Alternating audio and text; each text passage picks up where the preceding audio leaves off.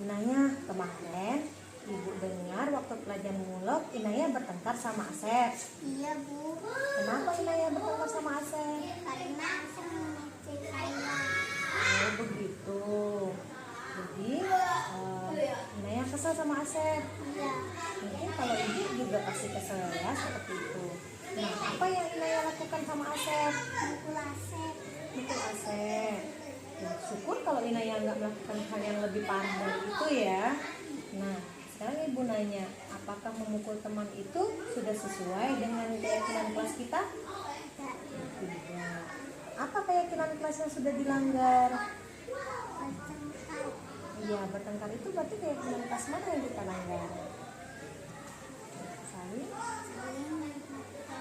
Oke, saling menghormati dan menghargai teman. Nah, apakah saling menghargai keyakinan kelas, saling menghargai dan menghormati teman itu sangat penting? Penting, Bu. Penting. Nah, kalau itu penting, setelah ini apa yang akan Inaya lakukan kepada Asep? Baiklah, kalau itu yang akan Inaya lakukan, Ibu apresiasikan untuk Inaya karena Inaya sudah mau memperbaiki masalah ini. Nah, setelah ini Inaya boleh balik ke kelas. Terima kasih. Assalamualaikum. Hai teman-teman. Nama saya Asyifa Berda Inaya, kelas 3 dari SD 22 Sungai Liat. Saya sangat senang berdiskusi bersama ibu guru karena berdiskusi membuat saya menjadi sabar dan masalah menjadi cepat selesai. Terima kasih Bu Guru. Anak Alena sudah tahu kan apa Bapak memanggil kamu ke ruangan Bapaknya? Kenapa? Karena terlambat. Kenapa bisa datang terlambat hari ini? Bangunnya kesiangan. Bangun kesiangan. Ada kegiatan di rumah? Tidak ada. Tidak ada acara-acara. Jadi Nak Alena semalam tidurnya agak larut ya, agak larut. Jadi itu kebiasaan yang tidak baik untuk masih semasa anak sekolah. Jadi Nak Alena harus tidur lebih awal setelah belajar, tetapi di rumah setelah belajar jam 10 kira-kira seperti itu baru Nak Alena cuci muka, gosok gigi, kaki, baru tidur. Jadi kita sudah ada kesepakatan, keyakinan kelas kita bahwa ke sekolah itu jangan terlambat. Itu kesepakatan awal kita, keyakinan kelas kita, karena keyakinan kelas itu adalah panduan atau tata tertib di kelas agar berjalan lancar dengan disiplin yang positif. Nah, Alena bisa menerapkannya dimanapun Nah Alena berada. Jadi kawan-kawan pun bisa mengikuti hal-hal yang baik itu, dan Bapak berharap timbul pribadi yang baik dari Nak Alena bahwa tidak akan memulai lagi seperti itu. Bagaimana menurut anak Alena? Saya berjanji tidak akan terlambat ke sekolah lagi. Dan Harus lebih disiplin lagi. disiplin. Tahu manfaatnya disiplin tadi? Apa manfaatnya disiplin? Agar apa? Agar kita menjadi pribadi yang baik. Oke, terima kasih Nak Alena ya. Mudah-mudahan Nak Alena bisa berubah lagi, jangan datang terlambat lagi seperti ini, dan Nak Alena juga bisa menyampaikan dengan kawan-kawan, karena kebiasaan yang barusan Nak Alena hari ini lakukan tidak baik ya. Baik. Cukup ya, terima kasih ya. Assalamualaikum Amel, apa kabar hari ini? Alhamdulillah, baik Pak. Tentunya Amel tahu Bapak panggil ke kantor pada siang hari ini. Tidak. Padahal kita pagi ketemu loh. Nah, Kenapa Amel? Terlambat. Kenapa bisa terlambat? Baunya kesiangan, ya. Apa yang dilakukan Amel sehingga Amel bisa bangun kesiangan? Bergadang. Bergadangnya kenapa? Oh, halnya seperti itu intinya ya. Bapak ini meyakinkan kamu ya, karena sekolah punya keyakinan ya. Namanya keyakinan sekolah, komitmen untuk datang tepat waktu dan kalau bisa mempersiapkan diri sebelum waktunya ya, waktunya belajar di sekolah ya. Intinya Amel, apa usaha Amel supaya Amel tidak melakukan hal ini? Bapak mau tahu.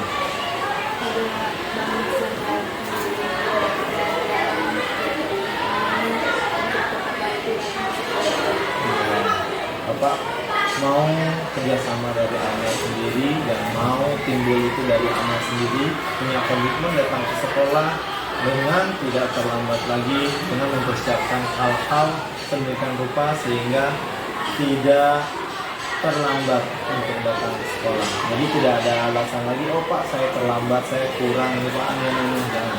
Ya, intinya Amel berkomitmen harus lebih datang lebih awal dan tepat waktu mengikuti pembelajaran di sekolah.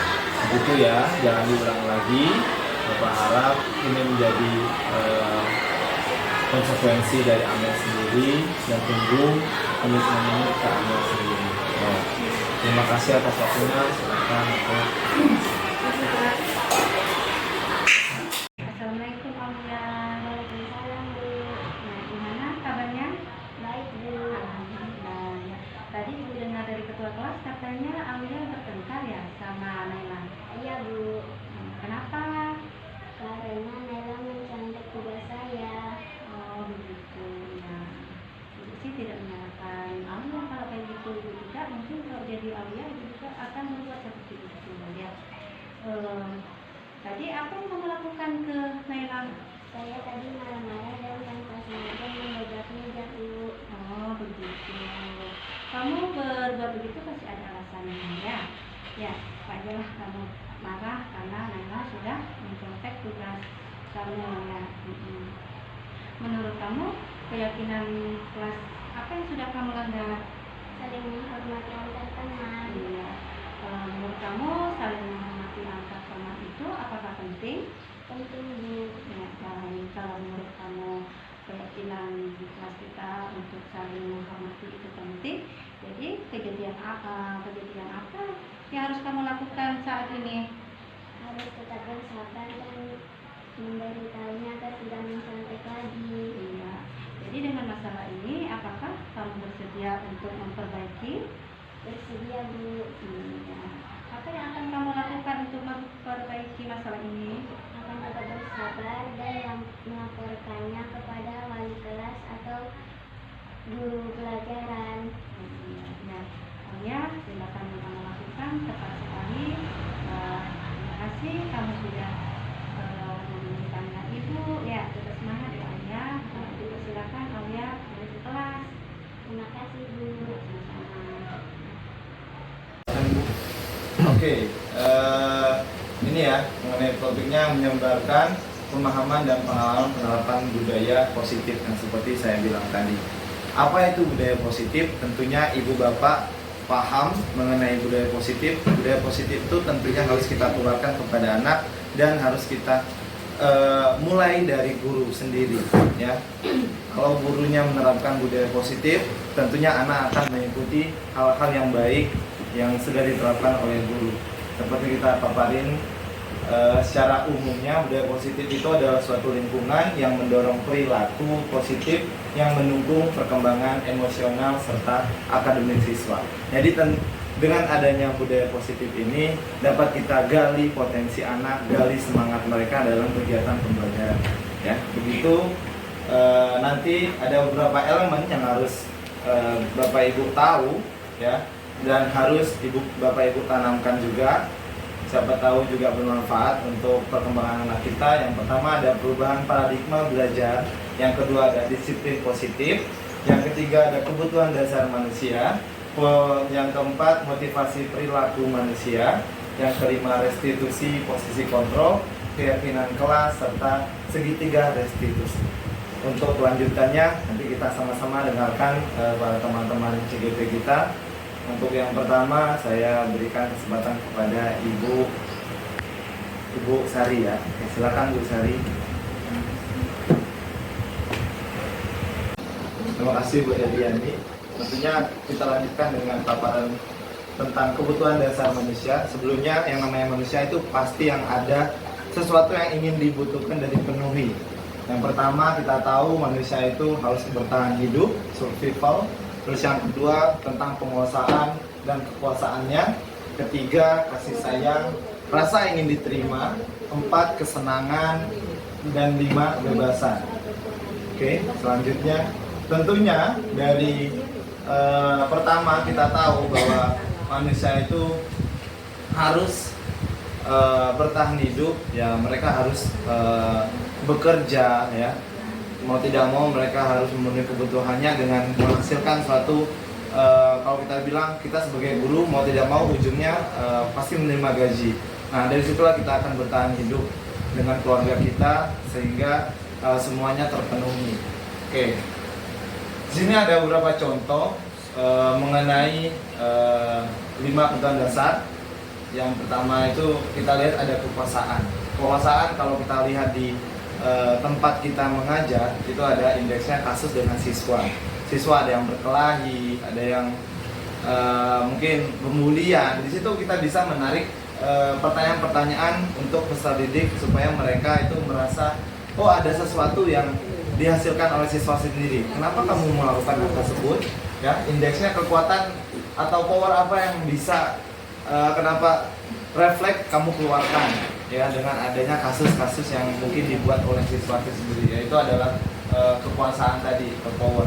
Terus ada lagi mengapa anak tersebut ya kasusnya tentang mengejek temannya yang mondar-mandir ke WC mungkin ya, kemana-mana buang sampah, kemana-mana izin. Nah itu mungkin dijadikan suatu pembulian ke anak-anak. Nah sebenarnya hal tersebut tidak boleh, ya tidak boleh dan kita tegaskan ke anak-anak tersebut. Di sini anak-anak itu hanya ingin cinta dan kasih sayang, ingin merasa dirinya itu wah menjadi pusat perhatian. Aku tadi bilang itu caper. Dikit minta introspeksi diri dan introspeksi diri jangan. Oke, selanjutnya. Udah. Nah, terus ada kesenangan. Nah, kalau kesenangan ini hanya candaan semata ya, anak-anak itu bagaimana mereka melampiaskan kesenangan mereka, kehidupan mereka dalam pembelajaran mungkin ya. Belajar itu bagaimana membuat asik dengan bercengkrama dengan teman-temannya. Kalau bilang ingel ya. Terus ada lagi kebebasan. Bebas di sini kalau kita melihat mengganggu di kelas, anak-anak yang jahil ya, mungkin itu ada nilai-nilai kebebasan dari mereka sendiri. Saya bebas melakukan apa saja ke teman saya. Sebenarnya itu tidak. Posisi kontrol tadi kita sepakat ya bahwa kita akan menjadi menempatkan diri kita sebagai seorang manajer ke depannya.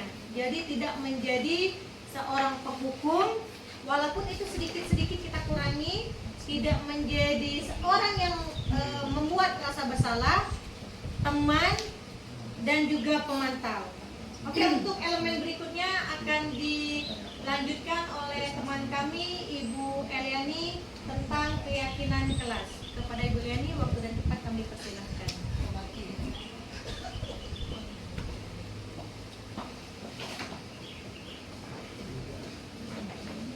Ya, baiklah Bapak Ibu, saya akan melanjutkan budaya positif yang keenam, yaitu keyakinan kelas. Mengapa tidak peraturan saja? Mengapa harus keyakinan kelas?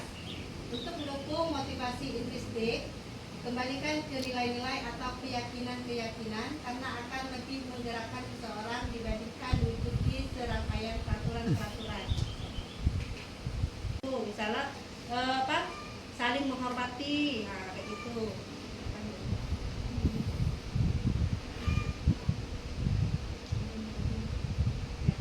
Ya, di sini ada video anak lagi membuat keyakinan kelas. bersama-sama anak-anak. Yang pertama ya ini contohnya. Di sini Bapak Ibu boleh kita bersama-sama membuat contoh keyakinan kelas? Boleh. Contohnya tadi ya.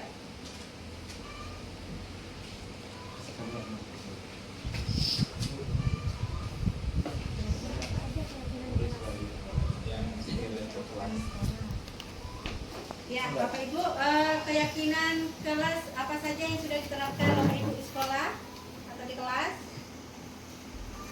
Contohnya?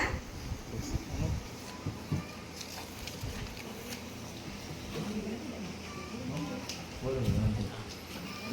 Oke, saya bantu sedikit ya Ibu ya.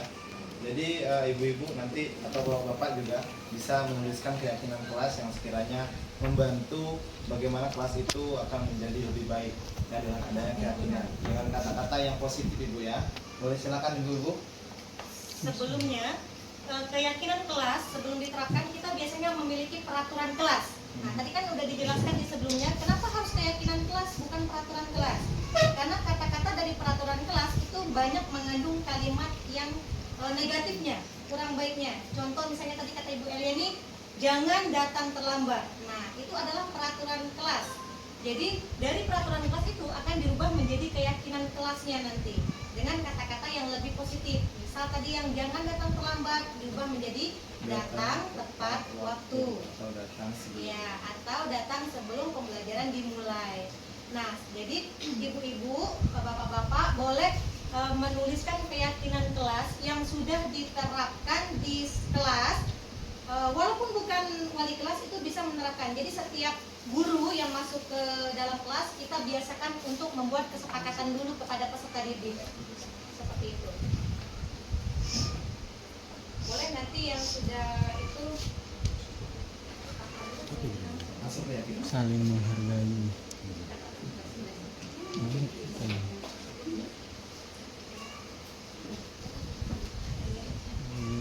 Ini kalau sore ini banyak.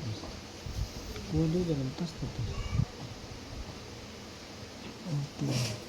Bapak Ibu yang sudah membuatkan keyakinan kelasnya nanti boleh ya kita tempel di sini. Nanti akan kita bacakan apa aja keyakinan kelas yang sudah Bapak Ibu buatkan dan akan kita jabarkan nanti di sini satu persatu. Apabila ada yang sama, nanti akan kita sederhanakan lagi. Boleh Bapak Ibu?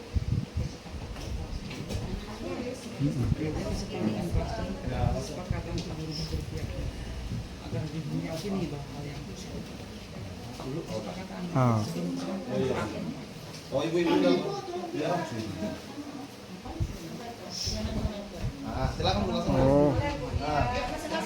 Masing-masing boleh. Pak.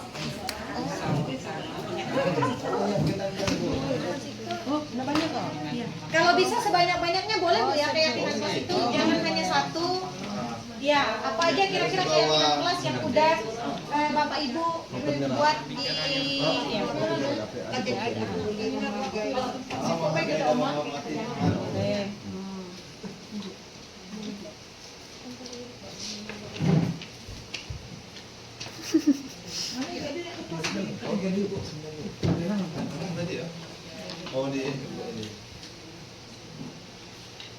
Oke, sudah? Belum lagi.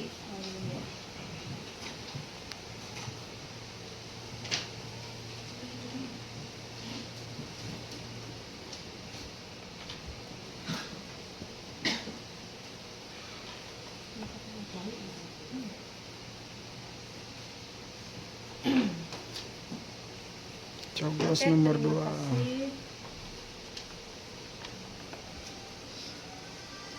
Oke, sudah Ibu Bapak ada lagi yang belum?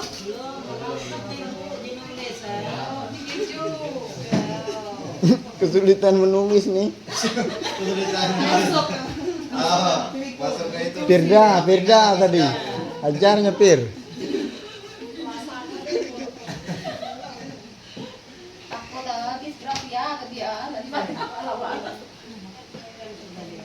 Yuli, silakan Yuli. Ya, oke Bapak Ibu, hasil dari keyakinan kelas Ada yang menulis jujur dan tanggung jawab, datang tepat waktu, saling membantu, menghargai dan peduli, berdoa bersama, menjaga kebersihan kelas, ya ada menjaga kebersihan kelas sama, lingkungan sama, ya terbuka untuk belajar hal baru, ya menghargai proses belajar, nah, lingkungan belajar yang nyaman. Ya. Baiklah Bapak Ibu, di sini kita ambil kesimpulan ya. Datang tepat waktu, ya itu yang akan kita ambil untuk menjadikan kesepakatan kelas, ya saling membantu, ya. Bagus Bapak Ibu, di sini tidak ada lagi yang membuat dengan kata negatif. Di sini rata-rata sudah menggunakan kata yang positif semua. Ya, sudah.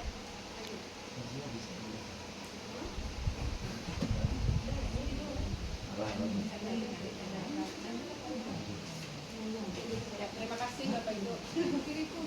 Menstabilkan identitas, yaitu mulai ada percakapan di saat siswa melakukan kesalahan, kita mulai mengidentitaskan kesalahannya untuk membuat anak yang merasa gagal karena berbuat salah menjadi positif terhadap dirinya.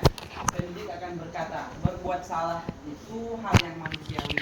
Jadi kalau ada anak-anak, di saat kita sudah berbicara di hadapannya, tidak perlu lagi kita berkata-kata yang menyudutkan, menyindir, tapi berbuat salah itu hal yang manusiawi. Atau tidak ada manusia yang sempurna, nak. Atau bapak atau ibu juga pernah berbuat salah kok. Jadi seperti itu berarti anak itu nanti merasa bahwa kesalahan itu memang ini semua orang melakukan kesalahan, tidak ada merasa takut berkepanjangan atau jangka pendek dari kesalahan yang mereka perbuat. Atau kita pasti bisa menyelesaikan permasalahan ini, nak. Bagaimana caranya? Di sana itu kita menyampaikan solusinya kepada anak didik kita yang berbuat salah. Benar siapa yang salah? Bapak atau ibu lebih tertarik untuk menyelesaikan masalahnya. Kalau kamu menyalahkan dirimu sendiri terus-menerus, apakah kamu bersikap baik pada dirimu sendiri? Jadi kalimat-kalimat seperti ini pemantik agar anak tidak merasa bersalah berkepanjangan, tidak tertekan, tidak stres atau trauma dengan kesalahan, tetapi dengan maknanya agar solusi selalu mencari solusi yang terbaik untuk kesalahan. Validasi kebutuhan, membantu siswa mengenali basic need, basic dan kebutuhan yang ingin dipenuhinya ketika melakukan kesalahan itu. Pada dasarnya setiap tindakan manusia tujuannya adalah memenuhi basic need-nya, apakah itu power, freedom, love and belonging, fun atau survival. Pendidik akan berkata, kamu bisa saja kan melakukan hal yang lebih buruk, tapi kamu tidak melakukannya kan? Jadi kalimat-kalimat seperti ini pemantik bagi anak agar mereka tidak merasa berlebihan kesalahannya tadi. Kamu pasti punya alasan mengapa melakukannya. Apa yang penting bagi kamu di saat anak itu melakukan kesalahan? Kamu boleh tetap berusaha menjaga sikap itu, tapi tambahkan sikap yang lain yang baru. Jadi anak enggak merasa dirinya terrefresh dari kesalahan tadi. Kamu boleh tetap berusaha menjaga sikap itu, tapi tambahkan sikap yang lain yang baru. Maukah kamu belajar cara lain untuk mendapatkan yang kamu butuhkan tanpa harus memukul? Seandainya anak-anak yang berbuat memukul.